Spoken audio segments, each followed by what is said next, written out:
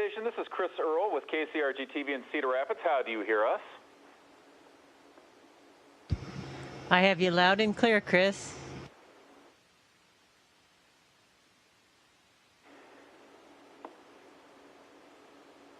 Mount Air native Peggy Whitson is back in space on the International Space Station for Expedition 50. 51 will follow. This launched back in late October. Her crew docked with the ISS in mid-November.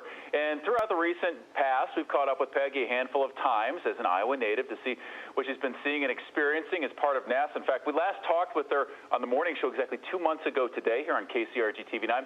Good morning, Peggy, although, again, I suppose morning is relative where you are right now. Yeah, it's actually getting to be afternoon, late afternoon for me now. I'm on Greenwich Mean Time, so it's 6 hours ahead of you.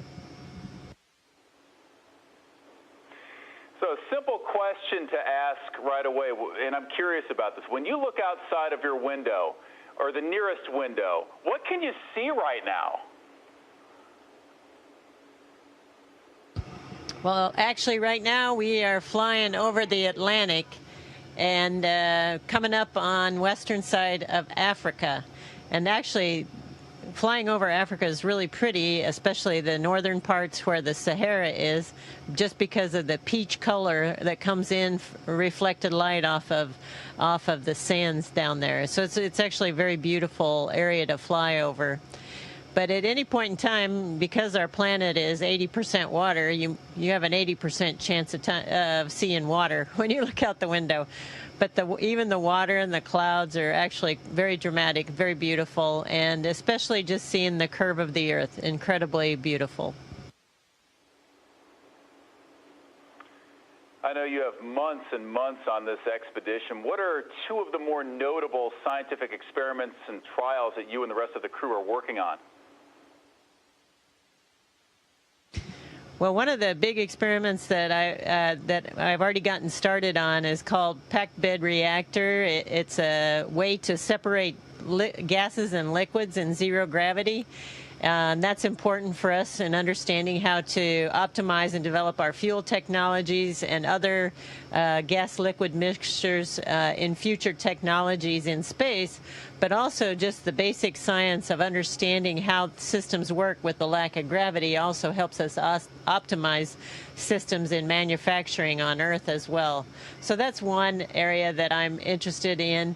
Obviously, being a biochemist, I'm also interested in some of the studies looking at immune function, or we're doing another very interesting one. It's a collaborative international investigation where we're looking at how fluid shifts may affect how our eyes work, because we've seen some damage to our eyes during space flight. And so we're trying to better understand and characterize why sometimes it's reversible, why sometimes it's not, and just to understand that. So we do a lot of interesting studies looking at things that might be contributing to that effect on the eyes. Peggy, we've chronicled many of your expeditions, your flights into space, and I'm curious, how did Christmas treat you this year, being this far away? Well, this is actually my second Christmas in space, and we had a fantastic time. Actually, we had our big Christmas dinner on Christmas Eve and handed out our presents then. But the one thing that we did that was probably the most fun is we had Shane and I had arranged to have some frosting brought up. And so we did a cookie decorating contest. And a friend of ours who is into decorating cakes and cookies on the ground was our judge. And so we had a contest to see who could decorate the best cookies. I think the guys seem to be pretty into it, but I think it's only because I made it into a contest.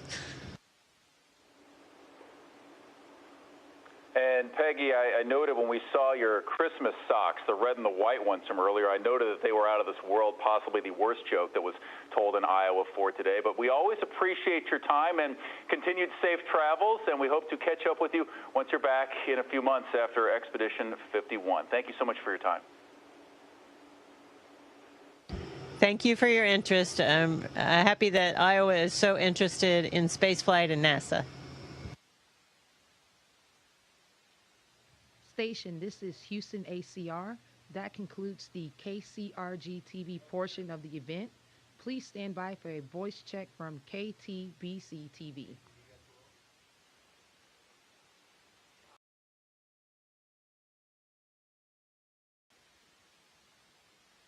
It is a real honor to be able to touch base with the International Space Station, and that's what we're doing right now, visiting with Commander Shane Kimbrough, Commander on the International Space Station. Commander, thanks so much for some of your time. Hey, it's great to be with you today. Happy holidays to you, and tell us a little bit about how you're spending this holiday season up at the space station and what you have going on. Well, we had a nice weekend. We got an extra day on Monday. We had Monday off as well to celebrate the Christmas holiday. And what we did was shared it with our Russian cosmonaut colleagues who their Christmas isn't until January 7th. So we had them down for a nice dinner on Christmas Eve. We actually got some cookies out and showed them how to decorate Christmas cookies, and we actually had a contest with them.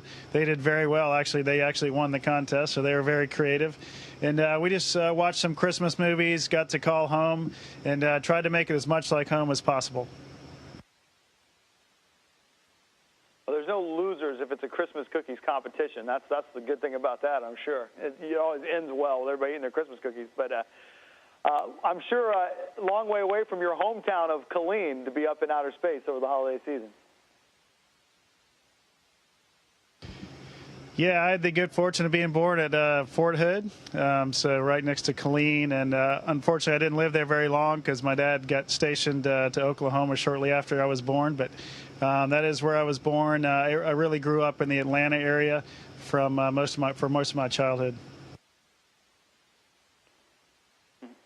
Tell us about the mission right now that you're on up there at the International Space Station. Well, we're on what's called Expedition 50 right now, so we're proud to be part of that. My crewmates are amazing. We've been really doing a lot of great work, a lot of science, a lot of research. We're now kind of shifting gears. We're getting ready for 2 spacewalks that are coming up on January 6th and January 13th. So starting this week, we're really getting focused on those events. It's always a big deal when you send people outside in space. So we're going to be prepared and ready and to go on January 6th and the 13th. I would imagine, and I don't think that's something most of us down here think about, the prep work for that walk outside in outer space to make sure that everyone's safe, but also that that time is maximized and the mission of the spacewalk is successful. Yeah, that's a great point, and we have such a great team on the ground in Houston that's prepared us before we left, and then now that we're up here, we're going to have conferences with those folks still. They're sending us up procedures every day to get our spacesuits ready. I was working on the spacesuits today, getting them ready to go, and we'll have procedure reviews and many things like you mentioned, just to make sure, first of all, that we are safe, but then that we do maximize that time that we're outside to get our mission accomplished. Once again, those spacewalks coming up on January 6th and January 13th. And then, Commander, how long will your mission at the space station last? We're currently scheduled to land at the end of February, early March time frame, so we'll see how that goes. That's me and my 2 Russian crewmates. The other 3 crew members that are up here, a French astronaut, an American astronaut, and a Russian astronaut, they got here about a month after we did, so they're scheduled to land in the May time frame right now. Wonderful. Well, again, Commander Shane Kimbrough, we really appreciate you taking some time to visit with us. Happy holidays, and hope there's a couple spare Christmas cookies from the cookie party that you get to munch on over here the next couple days. Yeah, we will. Thanks for having me, and it was great talking to you. Happy holidays to everybody. Wonderful. Thank you. Station, this is Houston ACR. That concludes the event.